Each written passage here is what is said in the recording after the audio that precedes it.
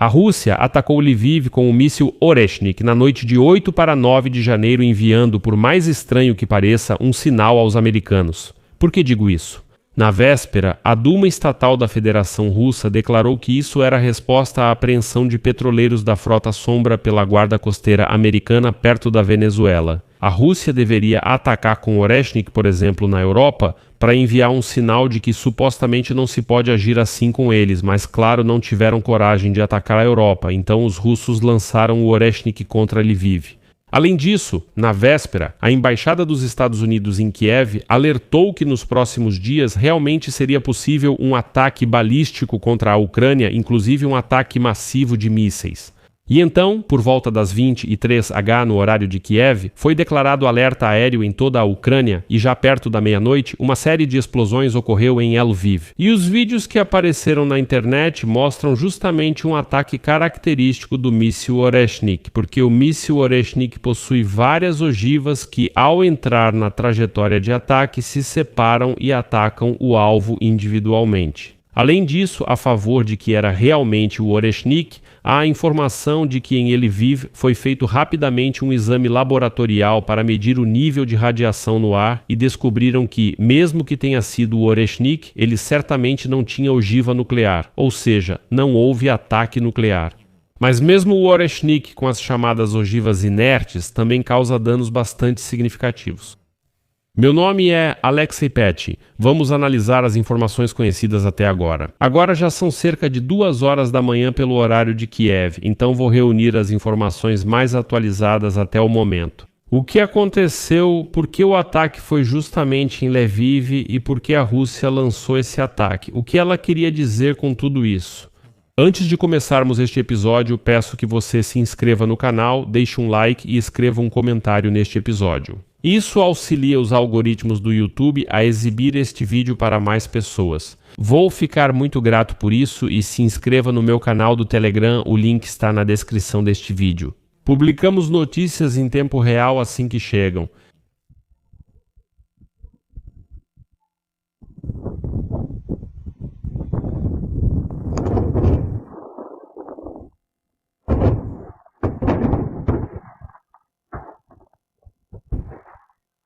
Então vou começar com a informação principal de que em Lviv, na noite de 8 para 9 de janeiro, houve uma série de explosões altas. Na internet falaram logo sobre um ataque com Oreshnik, mas isso não foi confirmado oficialmente por muito tempo. Após as 23h, foi declarado alerta em toda a Ucrânia devido à ameaça de mísseis balísticos. Além disso, o inimigo lançou drones e em Kiev e algumas regiões houve explosões. E, infelizmente, também apareceram vídeos na internet mostrando Shahed atacando prédios residenciais de propósito. No entanto, não houve relatos de ameaça aérea diretamente para Lviv, mas por volta da meia-noite surgiram informações nas redes sobre uma série de explosões altas em Lviv. Depois, o prefeito Andrei Sadovoy e o chefe regional Maxim Kozitsky confirmaram a informação. E agora vocês podem ouvir o que os moradores de Lviv escutaram durante o ataque à cidade.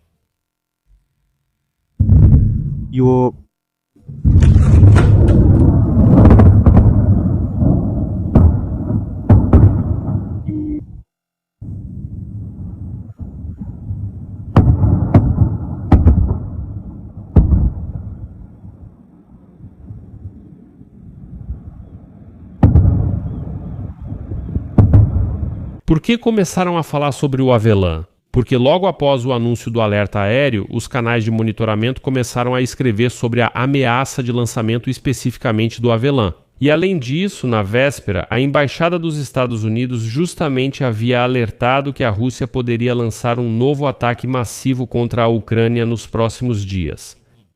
Como foi informado na mensagem da Embaixada dos Estados Unidos da América, cito: a Embaixada dos Estados Unidos da América em Kiev recebeu informações sobre um potencial ataque aéreo significativo que pode ocorrer a qualquer momento nos próximos dias. Além disso, na mensagem, o órgão diplomático recomenda identificar com antecedência os locais de abrigo antes do anúncio do alerta aéreo, baixar um aplicativo confiável de alerta de ataque aéreo no celular e se abrigar imediatamente quando o alerta for anunciado. Acompanhar a mídia local para receber notícias urgentes, estar preparado para ajustar seus planos, ter estoques de água, comida e medicamentos e, em caso de emergência, seguir as orientações das autoridades ucranianas e dos serviços de emergência. Além disso, na noite anterior, o presidente da Ucrânia, Volodymyr Zelensky, também alertou que naquela noite poderia haver um ataque massivo de mísseis realmente sério. Por isso, Zelensky pediu que é muito importante reagir aos alertas de ataque aéreo e descer obrigatoriamente para os abrigos. Vale ressaltar que a Rússia já havia lançado o Oreshnik contra a Ucrânia, isso foi em novembro de 2024. Naquela ocasião, a cidade de Dnipro foi atingida. Sabe-se que o míssil foi lançado do campo de testes Kapustin Yar, na região de Astrakhan, onde estão baseados os complexos RS-26 Rubej. Esses complexos são projetados para ataques nucleares a até 6.000 quilômetros. Também se sabe que naquela noite o míssil percorreu 1.500 quilômetros ao longo de Lviv em cerca de 15 minutos. Será que era realmente o Oreshnik? Pelo que vejo nos vídeos que apareceram na internet, acho que não há mais o que discutir. Mas, mesmo assim, primeiro, nas Forças Aéreas, no dia 8 de janeiro, por volta das 23h30, foi declarado perigo de míssil em todo o território da Ucrânia, justamente por causa da ameaça de uso de mísseis balísticos do campo de testes Kapustin Yar. As forças aéreas relataram explosões. Na região de Lviv, as informações ainda estão sendo verificadas. Ao mesmo tempo, Sadovoy destacou que nos primeiros minutos não se sabia se era um drone Oreshnik ou não. Kozitsky também informou que no local do ataque com mísseis em Lviv, o nível de radiação está dentro do normal e não foram detectadas substâncias nocivas no ar. Mas, mesmo assim, é muito importante destacar que, pelos vídeos que apareceram na internet, dá para entender que realmente era um Oreshnik. E, ao que tudo indica, o alvo era um dos depósitos de gás, uma escolha de alvo muito específica.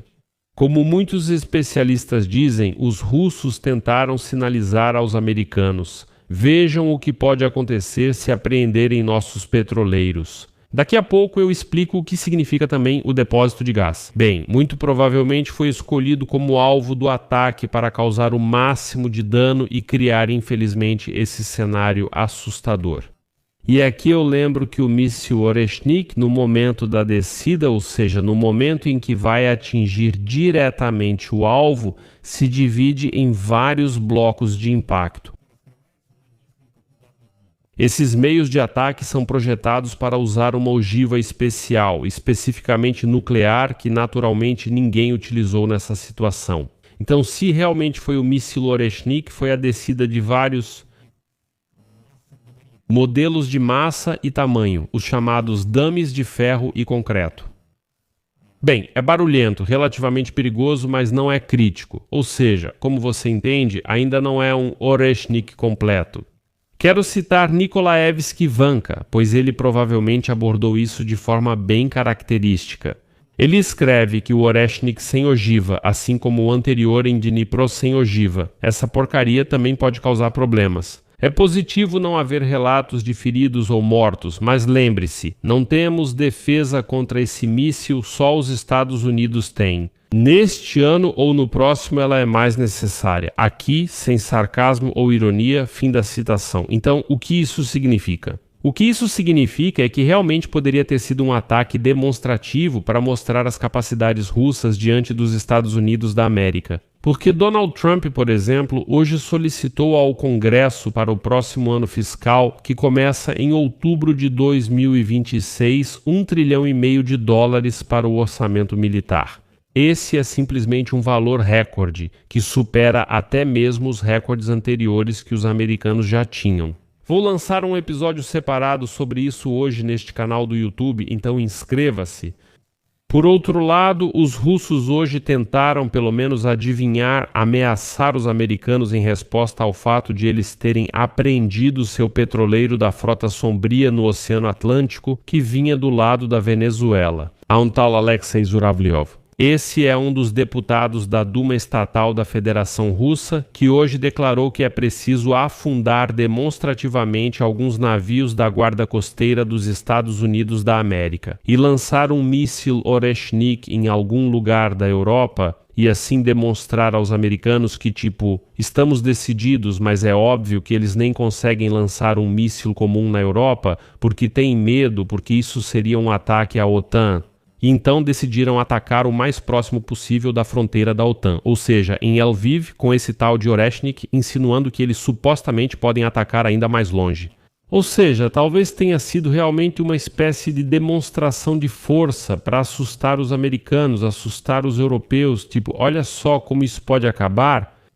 Mas no final deste episódio quero destacar que, ao mesmo tempo, houve um blackout em Belgorod, na Rússia, porque na véspera os canais locais estavam relatando um ataque de drones a essa cidade. E além disso, a cidade russa de Oriol também ficou parcialmente sem energia. Lá também apareceram alguns drones desconhecidos, mas ao mesmo tempo a Rússia continua atacando a Ucrânia. Na noite de 8 para 9 de janeiro começaram a aparecer relatos sobre lançamentos de mísseis. E além disso, drones estão sobrevoando Kiev. Infelizmente, hoje podemos ver essas cenas em Kiev, quando drones obviamente atacam deliberadamente prédios residenciais.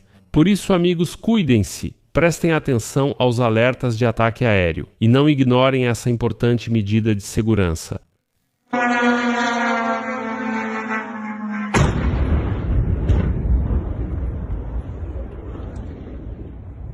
Vamos gravar as legendas criadas por Dima Torzok. Sim, nossa casa foi atingida, é isso mesmo. Legendas. Tchau.